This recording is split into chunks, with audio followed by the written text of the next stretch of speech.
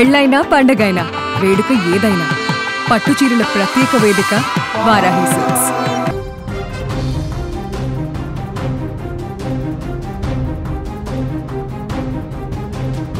Big breaking news చూస్తూ ఉన్నాం. దిత్వా తుఫాను శ్రీలంకపై విరుచుకుపడింది. ఇంకా తీరం దాటని లేదు, అప్పుడే అల్లకల్లోలం సృష్టిస్తుందని చెప్పుకోవచ్చు.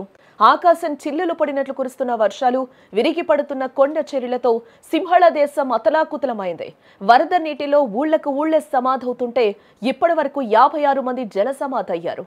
కనీసం కట్టుబట్టలతో కూడా మిగలని దయనీయ స్థితి అక్కడ నెలకొందని కూడా చెప్పుకోవచ్చు. గత కొన్ని రోజులుగా కురుస్తున్న కుంజపోత వర్షాలకు శ్రీలంక చిగురుటాకులా వణికిపోతోంది. ఎక్కడ చూసినా నీళ్లే, ఏ వైపు చూసినా ఆర్తనాదాలే. ఆకస్మిక వరదలు, కొండ చర్యలు విరిగి పడ్డంతో ఇప్పటి వరకు 56 మంది ప్రాణాలు కోల్పోయినట్లు శ్రీలంక విపత్తు నిర్వహణ కేంద్రం అధికారికంగా ప్రకటించడం జరిగింది.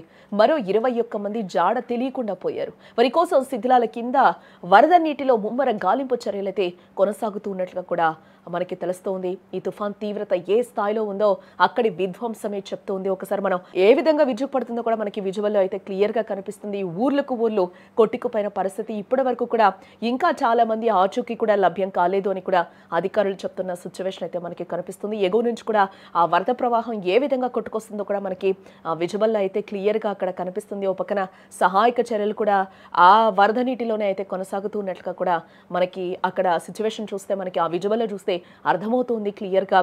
ఒక పక్కన కొండ చర్యలు విరిగిపడి ఏకంగా 12,000 ఇళ్లు ఇప్పటి వరకు నేలమట్టం అయ్యాయంటే పరిస్థితి ఎంత భయానకంగా ఉందో కూడా మనం అర్థం చేసుకోవచ్చు.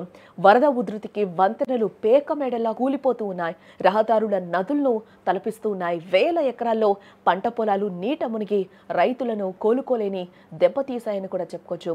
600కి పైగా పాఠశాలలు పూర్తిగా ధ్వంసమైపోయినట్లుగా కూడా తెలుస్తోంది. అసలు గండం ఇంకా పొంచి ఉందని కూడా వాతావరణ శాఖ హెచ్చరిస్తూనే ఉంది. దిత్వా తుఫాన్ తీరం దాటడానికి మరో 2 రోజుల సమయం ఉంది. బట్ తీరం దాటక ముందే ఈ స్థాయిలో విలయం సృష్టిస్తే తీరం దాటేటప్పుడు ఇంకెంత బీభత్సం ఉంటుందోనని జనం కూడా భయంతో ఉనికిపోతున్న సిచ్యువేషన్స్ కనిపిస్తూ ఉన్నాయి. పరిస్థితి చేయి దాటడంతో శ్రీలంక ప్రభుత్వం ఇప్పటికే అప్రమత్తమైంది. దేశవ్యాప్తంగా ప్రభుత్వ కార్యాలయాలు, పాఠశాలలకైతే సెలవు ప్రకటించింది. రైల్ సర్వీసులను నిలిపివేసింది. వరద ప్రభావిత ప్రాంతాల్లో సైన్యంతో పాటు సహాయక బృందాలను కూడా రంగంలోకి దించింది. రాబోయే 48 గంటలు కూడా అత్యంత కీలకమని, ప్రజలు ఇళ్లలోంచి బయటకు రావద్దు అంటూ కూడా హెచ్చరికలను జారీ చేసింది.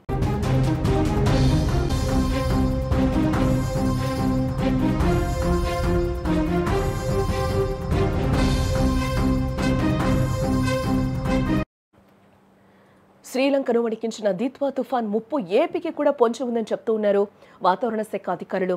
తుఫాను ప్రభావంతో రాబోయే 2-3 రోజుల్లో కూడా ఏపీలోని దక్షిణ కోస్తా, ఇటు రాయలసీమ జిల్లాలో భారీ నుంచి అతి భారీ వర్షాలు కురిసే ప్రమాదం ఉందని వాతావరణ శాఖ ఇప్పటికే రెడ్ అలర్ట్ను కూడా జారీ చేయడం జరిగింది. శ్రీలంకలో చూపిన ప్రతాపాన్ని దృష్టిలో ఉంచుకొని ఏపీ యంత్రాంగం, ప్రజలు మరింత అప్రమత్తంగా ఉండాల్సిన అవసరం ఎంతైనా ఉంది.